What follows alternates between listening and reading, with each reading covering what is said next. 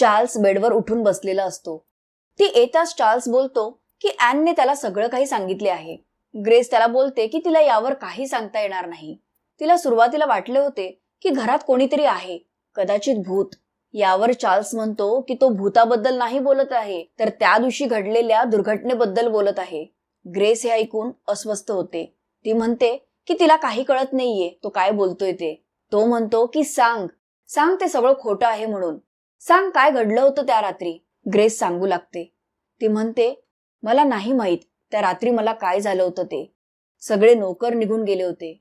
मला कोणाला विचारायची हिंमत सुद्धा झाली नाही. त्यांना माहित होते की मी घराबाहेर येऊ शकत नाही ते. ती चार्ल्सला त्या रात्री काय काय घडले ते सगळे सांगते आणि त्याची माफी मागते. चार्ल्स तिला मुलांची माफी मागायला सांगतो. ग्रेस म्हणते की मुलांना माहितीये माझं त्यांच्यावर किती प्रेम आहे ते. मी त्यांच्यासाठी माझा जीव पण देऊ शकते. चार्ल्स काहीच न बोलता बेडवरून उठतो आणि त्याचा कोट हातात घेतो. ग्रेस त्याला विचारते की त्याच्या मनात काय चाललंय, तो तिच्यावर रागवला आहे का. यावर चार्ल्स ग्रेसला म्हणतो की तो इथे फक्त त्या सगळ्यांचा निरोप घेण्यासाठी आला होता. आता तो पुन्हा युद्धावर जाणार आहे. हे ऐकून ग्रेस रडू लागते. आणि आता तो कुठेही जाऊ शकत नाही. त्याला इथेच थांबावे लागेल. त्याला त्यांची काहीच काळजी नाहीये. त्याला त्यांच्याबरोबर राहायचे नाहीये असे बोलू लागते. ती म्हणते इथे या अंधारात, या कैदेत ती एकटीच आहे. तिला त्याची गरज आहे असे बोलू लागते. रडू लागते. ग्रेस चार्ल्सच्या जाण्याच्या विचाराने खूपच घाबरून गेलेली असते. चार्ल्सला सुद्धा तिचे बोलणे ऐकून रडायला येते. तो तिची माफी मागून तिला शांत करतो. पण ती झोपल्यावर हळूच तिथून निघून जातो. इथे ॲनला निकोलस विचारत असतो की काय झाले, ती का रडत आहे. ॲन त्याला सांगते की आईने तिला मारले, ती वेडी झाली आहे, अगदी त्या दिवशी सारखीच. ॲन निकोलसला विचारते की त्याला काही आठवते का. यावर तो नाही म्हणून सांगतो. सकाळी उठल्यावर चार्ल्स निघून गेल्याचे ग्रेसच्या लक्षात येते. ती गेटपर्यंत तो कुठे दिसतोय का ते बघायला जाते, पण तो दिसत नाही. तिला खूप वाईट वाटते. ती हताश होते. इथे हवेलीत ॲन आणि निकोलस झोपलेले असतात. त्यांना जाग येते आणि ते खिडकीकडे बघतात आणि घाबरून जोरात ओरडू लागतात. त्यांचा तो ओरडण्याचा आवाज ऐकून ग्रेस धावत धावत ते ज्या खोलीत असतात तिथे येते. ते दोघे बेडच्या एका बाजूला एकमेकांना घट्ट पकडून रडत बसलेले असतात. तिथे आल्यावर ग्रेसच्या लक्षात येते की त्या खोलीतल्या खिडक्यांचे सगळे पडदे कोणीतरी काढून टाकलेले आहेत. ती पटकन तिच्या अंगातला कोट त्या दोघांच्या अंगावर टाकते आणि त्यांना दुसरीकडे घेऊन जायला निघते. पण तिच्या लक्षात येते की घरातल्या सगळ्याच खिडक्यांचे पडदे काढून टाकले आहेत. ती घाबरते. ती पटकन एक मोठा लाकडी फळा एका खोलीतल्या खिडकीच्या इथे लावते, जेणेकरून तिथे तरी प्रकाश येणार नाही, आणि मुलांना तिथे बसवते. मुले तिला बाबांबद्दल विचारतात. तेव्हा ती सांगते की ते निघून गेले आहेत. मिल्स तिच्या खोलीचा दरवाजा उघडून हे सगळे बघत असते. मुलांना त्या खोलीत बसवून ग्रेस मिल्स, टटल आणि लिडियाकडे येऊन जाब विचारू लागते की हे सगळे पडदे कोणी काढले आहेत. तुम्हाला माहितीये की प्रकाशामुळे माझ्या मुलांचा जीव जाऊ शकतो. यावर मिल्स ग्रेसला सांगायचा प्रयत्न करते की मुलांना उजेडाचा त्रास व्हायचा ही खूप आधीची गोष्ट आहे. गोष्टी कालांतराने बदलतात. तुम्ही जर त्यांना प्रकाशात आणलेच नाही तर तुम्हाला कळणार कसे की त्यांना अजूनही त्याचा त्रास होतोय का नाही ते. ग्रेस हे ऐकून भडकते. ती म्हणते आता माझ्या लक्षात येत आहे की तुम्ही इथे आम्हाला घाबरवायला आला आहात. तुम्हाला हे घर पाहिजे आणि म्हणून तुम्ही आम्हाला या घरातून बाहेर काढायचा प्रयत्न करत आहात. ती मिल्सकडून घराच्या सगळ्या चाव्या काढून घेते आणि बंदुकीचा धाक दाखवून त्या तिघांना घरातून बाहेर हकलवते. ते तिघे घरातून बाहेर पडतात तेव्हा मिल्स टटलला बोलते की आता वाट बघण्याची वेळ संपली आहे आणि कबरीला बाहेर काढण्याची वेळ झालेली आहे. इथे हवेलीमध्ये ग्रेस पडदे शोधण्यासाठी सगळी हवेली उलती पालती करते, पण तिला कुठेच पडदे सापडत नाहीत. एव्हाना रात्र झालेली असते. दुसरीकडे मुले एका खोलीत बसलेली असतात. त्यांना त्यांच्या आईच्या गडबडीचा आवाज येत असतो. निकोलस ॲनला विचारतो की आई काय करतेय. तेव्हा ॲन म्हणते मी तुला आधीच सांगितले होते की तिला वेड लागले आहे. निकोलसला हे तिचे बोलणे आवडत नाही. ॲन म्हणते आता खूप झाले. ती खिडकीपाशी जाऊ लागते. निकोलस तिला ती कुठे जाते म्हणून विचारतो. ती म्हणते मी आता खिडकी बाहेरच्या पाईपवरून खाली उतरून बाहेर बाबांना शोधायला जाणार आहे. निकोलस तिला थांबवायचा प्रयत्न करतो, पण ती ऐकत नाही. ती खिडकीतून खाली उतरते. मग निकोलस सुद्धा तिच्या पाठोपाठ खिडकीतून खाली उतरतो. ते दोघेच त्या अंधाऱ्या रात्रीत बाबांना शोधण्यासाठी बाहेर जाऊ लागतात. निकोलस खूप घाबरलेला असतो. इथे ग्रेस पडदे शोधता शोधता मिल्सच्या खोलीत पोहोचते. ती तिथे शोधायला सुरुवात करते तेव्हा तिला बेडवर उशीच्या खाली एक फोटो ठेवलेला दिसतो. इथे ॲन आणि निकोलस जात असतात तेव्हा त्यांना समोर काहीतरी दिसते. निकोलस विचारतो ते काय आहे. ॲन म्हणते ते कबरीसारखे काहीतरी दिसत आहे. ती त्या दिशेने पळू लागते. निकोलस तिथेच थांबतो. तो ॲनला सुद्धा कबरीजवळ जाऊ नकोस, त्यातून भूत येईल असे सांगत असतो. पण ॲन ऐकत नाही. ती कबरीजवळ जाते. तिला त्या कबरीवर काहीतरी लिहिल्याचे दिसते. ती ते नीट वाचता यावे म्हणून त्यावर साचलेली धूळ पुसू लागते. इथे ग्रेस मिल्सच्या खोलीत सापडलेला तो फोटो उचलून बघते तर तिला धक्काच बसतो. कारण तो फोटो मिल्स, लिडिया आणि टर्टलचा असतो आणि त्यात ते झोपलेले असतात. ग्रेसला मृत व्यक्तींचा अल्बम आठवतो. तिच्या लक्षात येते की हे तिघे पण मेलेले आहेत. ती खूप घाबरते. इथे सुद्धा ॲन कबरीवरची धूळ पुसल्यावर त्यावरचे नाव वाचते तर त्यावर मिल्सचे नाव लिहिलेले असते. ते वाचून तिच्या पण मिल्स भूत असल्याचे लक्षात येते. ती सुद्धा घाबरते. ती निकोलसला हे सांगण्यासाठी त्याच्याकडे बघते तर तिला त्याच्या मागून मिल्स, टटल आणि लिडिया येत असलेली दिसतात. ती घाबरून जोरात ओरडू लागते. निकोलसला पटकन तिथून धावत तिच्याजवळ यायला सांगते. निकोलस त्या तिघांकडे बघतो पण ॲन का ओरडत आहे हे त्याला कळत नसते. शेवटी ॲन त्याला सांगते की ते तिघेही मेलेले आहेत.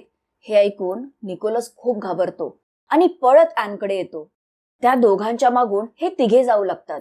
त्यामुळे ॲन आणि निकोलस अजूनच घाबरतात आणि जोर जोरात ओरडून हवेलीच्या दिशेने धावू लागतात.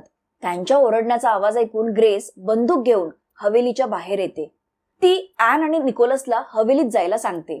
ते दोघे आत पळतात आणि मग ग्रेस त्यांच्या मागून येणाऱ्या मिल्स, लिडिया आणि टटलला बंदुकीची भीती दाखवून थांबवण्याचा प्रयत्न करते. पण ते थांबत नाहीत. ते जवळ येतच राहतात. ग्रेस त्यांच्यावर गोळ्या चालवते पण त्यांना त्यामुळे काहीच होत नाही. मिल्स म्हणते याचा काही उपयोग होणार नाही. टीबीच्या आजाराने आमचा जीव आधीच गेलेला आहे. ग्रेस घाबरून हवेलीत जाऊन दरवाजा बंद करून घेते आणि जिन्यावर जाऊन उभी राहते. मुले आता वरच्या मजल्यावर एका खोलीत येऊन तिथल्या कपाटात लपून बसतात. इथे दरवाजात हे तिघे पोहोचलेले असतात. मिल्स ग्रेसला दरवाजा उघडायला सांगत असते पण ग्रेस तिचे ऐकत नाही. मिल्स ग्रेसला म्हणते की मी तुम्हाला कधीपासून सांगतेय की जे बदल घडत आहेत त्यानुसार तुम्ही स्वतःला बदलले पाहिजे. ग्रेस विचारते कसले बदल. मिल्स म्हणते हेच की आपण म्हणजेच मृत आणि जिवंत माणसांनी आता एकत्र राहण्याची सवय लावून घेतली पाहिजे. ग्रेस म्हणते तुम्ही मेलेले आहात, कृपा करून आमचा पिच्छा सोडा. मिल्स म्हणते की आम्ही जरी तुम्हाला एकटे सोडले तरी बाहेरचे तुम्हाला एकटे सोडतील का. ग्रेस म्हणते इथे कोणीही बाहेरचे नाहीयेत. मिल्स म्हणते आहेत आणि हे सगळे तेच करतायत. ते आता तुमच्या मुलांबरोबर आहेत आणि आता लवकरच ते तुम्हाला सुद्धा शोधून काढतील. हे सगळं ऐकून ग्रेस खूप घाबरते. ती रडू लागते. इथे कपाटात लपून बसलेली ॲन निकोलसला म्हणते की मी आईच्या मदतीसाठी जाते, तू इथेच थांब. निकोलस एकटा राहायला घाबरतो. तो भीतीने जोर जोरात श्वास घेऊ लागतो.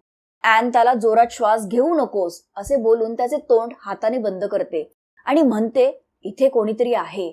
एवढ्यात माझ्या बरोबर या मुलांनो असे कोणीतरी त्या कपाटाच्या जवळ येऊन बोलत असल्याचे ॲन आणि निकोलसला ऐकू येऊ लागते आणि अचानक त्यांच्या कपाटाचा दरवाजा उघडला जातो. मुलांना समोर एक म्हातारी बाई त्यांना बोलावत असलेली दिसते. तिला बघून दोघे घाबरून ओरडू लागतात. ग्रेसला त्यांच्या ओरडण्याचा आवाज येऊ लागतो. ती वर बघू लागते. मिल्स आणि टटल तिला सांगतात की बाहेरच्या लोकांनी मुलांना शोधून काढले आहे. आता आपण काही करू शकत नाही. आता तुम्हाला त्यांच्याशी बोलायला वर जावेच लागेल. ग्रेस खूप घाबरते. तिच्या पायातले त्राणच निघून गेलेले असते. ती हातात रोजरी घेते आणि देवाचे नाव घेत घेत वर जाते. एका खोलीतून निकोलसच्या रडण्याचा आणि एक बाई मुलांना काहीतरी प्रश्न विचारण्यासाठी जवळ बोलावत असल्याचा आवाज येत असतो. ग्रेस त्या खोलीजवळ जाऊन हळूच दरवाजा उघडून आत येते. तिथे टेबलवर नवरा बायको, एक म्हातारी आणि अजून एक माणूस बसलेला असतो. ती म्हातारी त्या मुलांना प्रश्न विचारत असते आणि मुले जे काही बोलत आहेत ते सगळे ऐकून ती एका पेपरवर काहीतरी लिहित असते आणि तो माणूस त्या पेपरवर पाहून ती मुले काय बोलत आहेत हे त्या नवरा बायकोला सांगत असतात. ती म्हातारी त्या मुलांना जवळ बोलवून काय घडले आहे ते विचारू लागते. ॲन तिला सगळे सांगण्यासाठी तिच्याकडे जाऊ लागते. निकोलस ॲनला म्हणतो की त्यांना काही सांगू नकोस, पण ॲन म्हणते आपण खरे काय ते सांगितले तर ते आपल्याला सोडून देतील. ग्रेस हे सगळे अस्वस्थ होऊन बघत असते. निकोलस ग्रेसला तिथे आलेली बघून आई म्हणून ओरडतो. ती बाई मुलांना विचारते की तुम्ही का रडताय? या खोलीत असे काय झाले होते? तुमच्या आईने तुमच्या बरोबर काय केले होते? ॲन म्हणते की आम्हाला त्या उशीची खूप भीती वाटते. ग्रेस तिचे ऐकून घाबरून रडू लागते. ती म्हातारी बाई बोलते की याचा अर्थ त्या उशीचा वापर करून तुमच्या आईने तुम्हाला मारले. ॲन ओरडून बोलते की आईने आम्हाला नाही मारले. म्हातारी म्हणते की मुलांनो, जर तुम्ही मेले आहात तर तुम्ही या घरात काय करत आहात? आम्ही मेलेलो नाहीये, आम्ही मेलेलो नाहीये, आम्ही अजूनही जिवंत आहोत, असे बोलून ॲन आणि निकोलस रडू लागतात. ग्रेसला हे सगळे सहन होत नसते. ती त्या टेबल जवळ जाऊन तो टेबल हलवू लागते. त्यावर असलेले सगळे पेपर फाडून हवेत उडवू लागते. पण त्या टेबलवर बसलेल्या माणसांना मात्र मुले आणि ग्रेस दिसत नसतात. त्यांना फक्त टेबल हलताना आणि पेपर हवेत उडताना दिसत असतात. बायको खूप घाबरलेली असते. त्या म्हाताऱ्या बाईने कागदावर केलेल्या लिखाणावरून लक्षात येते की चार्ल्स युद्धात मारला गेल्याची बातमी सहन न होऊन ग्रेसला वेड लागले होते आणि त्या वेडाच्या भरात तिने उशीचा वापर करून तिच्या दोन्ही मुलांना मारले होते आणि नंतर स्वतः सुद्धा आत्महत्या केली होती. आणि याच वेळेला ग्रेसच्या सुद्धा लक्षात येते की जे बाहेरचे आहेत ते खरे तर जिवंत माणसे आहेत आणि आपण व मुले त्या 3 नोकरांसारखेच मेलेली माणसे आहोत. बायको नवऱ्याला म्हणते की आता आपण या घरात एक क्षण सुद्धा राहायचे नाही. या वाईट शक्ती आहेत आणि त्यांना नकोय आपण इथे राहिलेले. नवरा तिला समजवण्याचा प्रयत्न करतो पण ती काही ऐकत नाही. ती म्हणते की निदान विक्टरचा तरी विचार करा. नवरा म्हणतो विक्टरला काही झालेले नाहीये. बायको म्हणते झाले आहे. त्याला वाईट स्वप्ने पडतात. त्याच्या स्वप्नात नेहमी ती मुलगी येते आणि या म्हाताऱ्या बाईच्या अंगात पण बऱ्याच वेळेला तिचे भूत येते. त्यामुळे आता आपण दुसरे घर घेऊयात. नवऱ्याला सुद्धा तिचे पटते. तो म्हणतो उद्या सकाळीच आपण इथून निघून जाऊयात. बायकोचा जीव भांड्यात पडतो. ती तिथून उठते आणि विक्टर कसा आहे ते बघायला निघून जाते. आता आपण बघतो की ग्रेस दोन्ही मुलांना जवळ घेऊन एका भिंतीला टेकून बसली आहे. ती त्यांना त्या रात्री काय घडले ते सांगत आहे. ती म्हणते की सुरुवातीला मला कळतच नव्हते की माझ्या हातात ही उशी कुठून आली आणि तुम्ही दोघे हलत का नाही आहात. मग माझ्या लक्षात आले की मी माझ्याच मुलांना मारून टाकले आहे. मग मी बंदूक घेतली आणि माझ्या डोक्याला लावून स्वतःचा जीव घेतला. पण थोड्या वेळाने मला तुमचा खोलीतून हसण्याचा आवाज येऊ लागला. मी खोलीत येऊन बघितले तर तुम्ही उशी बरोबर खेळत होता. ते बघून मला वाटले की मला कदाचित वाईट स्वप्न पडले असावे आणि देवाने मला पुन्हा एकदा चांगली आई बनण्याची, तुमच्यावर प्रेम करण्याची संधी दिली आहे. पण मग खरी परिस्थिती लक्षात येऊन ग्रेस निराश होते आणि बोलते की पण आता या सगळ्याला काय अर्थ आहे? आपण आता जिवंत नाही. ती हे बोलत असतानाच मिल्स तिथे येते आणि म्हणते की लिडिया सुद्धा असेच बोलली होती जेव्हा तिला कळले की आम्ही तिघेही मेलो आहोत. आणि तेव्हापासूनच लिडियाने बोलायचे बंद केले. पण हे मी तुम्हाला आधी सांगू शकत नव्हते. ती ग्रेसला विचारते की मी तुमच्यासाठी चहा बनवू का? ग्रेस हसून मान हलवते. मिल्स तिला सांगते की आता बाहेरची माणसे जात आहेत पण थोड्या दिवसांनी पुन्हा कोणीतरी नवीन येईल. कधी आपल्याला त्यांचा भास होईल तर कधी होणार नाही. हे आधीपासून असेच चालत आलेले आहे, असे बोलून ती तिथून निघून जाते. मग ग्रेस मुलांना म्हणते की तिचे त्यांच्यावर खूप प्रेम आहे. मग ती त्यांना तिच्या पाठोपाठ बोलायला सांगते की हे घर आमचे आहे. ते तिघेही आता बोलू लागतात की हे घर आमचे आहे, हे घर आमचे आहे. पूर्ण घरात त्यांचा आवाज घुमू लागतो.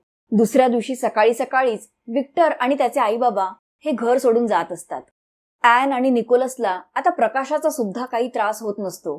ते तिघे खिडकीत येऊन उभे राहतात आणि विक्टरच्या परिवाराला बघून ग्रेस म्हणते आम्हाला या घरातून कोणीही काढू शकत नाही.